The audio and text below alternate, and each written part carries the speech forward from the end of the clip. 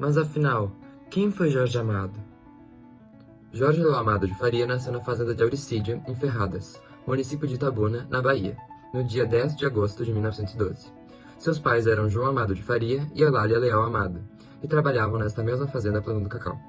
Aos 6 anos, Jorge começou os estudos em uma escola local e humilde. No entanto, aos 11 foi levado por seu pai para estudar no Colégio Antônio Vieira, em Salvador, na região metropolitana, onde desenvolveu o gosto pela leitura com o padre Cabral, que disse que Jorge seria um grande escritor. Pouco tempo depois, Jorge foge do internato aos 12 e vai para Itaporanga, em Sergipe, onde morava seu avô. E, consequentemente, por ter sumido por 6 meses, seu pai manda buscá-lo e, sem vontade de voltar para a escola, Jorge foi plantar cacau na fazenda de sua família.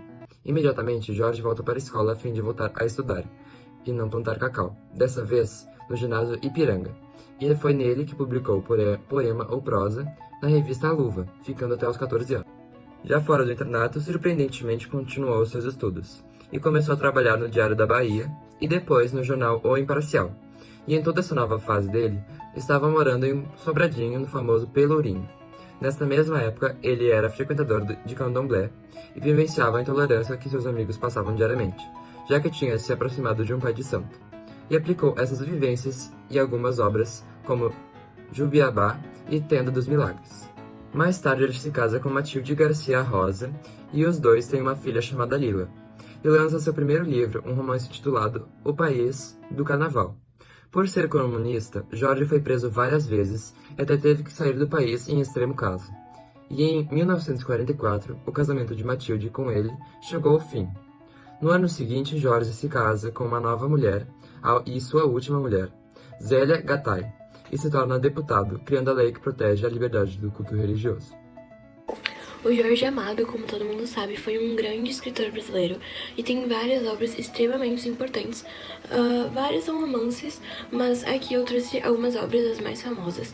A primeira, que é extremamente importante, é O Mundo da Paz, que foi escrito em 1951, e ela é basicamente um relato de viagem sobre as regiões da União Soviética. E nesse livro trata como os países democráticos populares eles lidam com a Segunda Grande Guerra. E esse livro também exalta os esforços pela implementação do socialismo e da política anti-guerra. Ela está bem rodeada a essa questão de política. A próxima obra muito importante é Os Subterrâneos da Liberdade, que ele foi escrito em 1954. Ele também gira em torno de um pouquinho de romance, mas ele fala bastante sobre a redemocratização e conta sobre a época que o Jorge Amado teve que deixar o país porque ele estava sendo perseguido por ser um comunista. E daí ele vai pra França, e daí tem todo um conflito de Guerra Fria, e é bem importante para essa parte da política. No modernismo, o Jorge Amado se destaca por sua abordagem de temas ligados à realidade do país, sua linguagem acessível e seu compromisso em retratar as questões sociais e culturais do Brasil. Ele se encaixa nesse movimento artístico por causa de sua busca por uma identidade nacional e sua abordagem inovadora na literatura, utilizando uma linguagem mais coloquial e popular. Suas obras Gabriela Cravo Canela, Dona Flor e seus dois maridos e Capitães de Areia, como já citados anteriormente, se encaixam no modernismo, pois, como a escrita mergulha na complexidade da sociedade brasileira, acaba explorando essas questões sociais, culturais e políticas. Assim, no contexto do modernismo, Amado se destaca por retratar a diversidade e riqueza cultural do país, utilizando uma linguagem próxima do povo e inserindo-se na busca por uma identidade nacional. Sua narrativa é permeada por personagens vívidos, conflitos sociais e um olhar atento para as tradições do povo nordestino, refletindo a riqueza da cultura brasileira. A capacidade de Amado em entrelaçar elementos culturais autênticos com a realidade social o consagra como um dos grandes representantes do modernismo, influenciando a literatura brasileira com sua abordagem autêntica e cativante. Então, aqui a gente vai se falando. Infelizmente eu não vou conseguir aparecer para poder mostrar as questões de um modo melhor. Aqui nós separamos 3 questões do nosso tão querido autor Jorge Amado. Essa primeira, ela é considerada um nível fácil e foi abordada anteriormente no nosso vídeo. E pede as principais obras de Jorge Amado. Vou dar alguns segundinhos para você responder e já já eu digo o gabarito.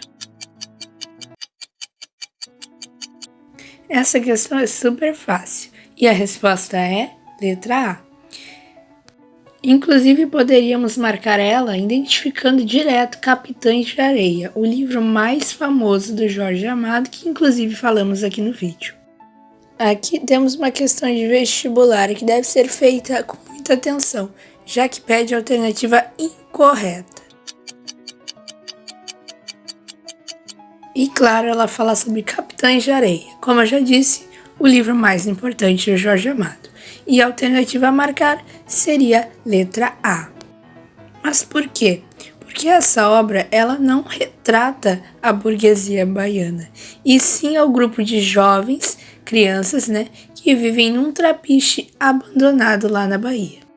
E por último, outra questão de vestibular, nível meio difícil, nem tanto. E atenção, alternativa incorreta novamente. A resposta é letra B, porque aqui não se trata do Jorge Amado, e sim Monteiro Lobato, um grande autor do período do pré-modernismo. É isso, espero que tenham gostado.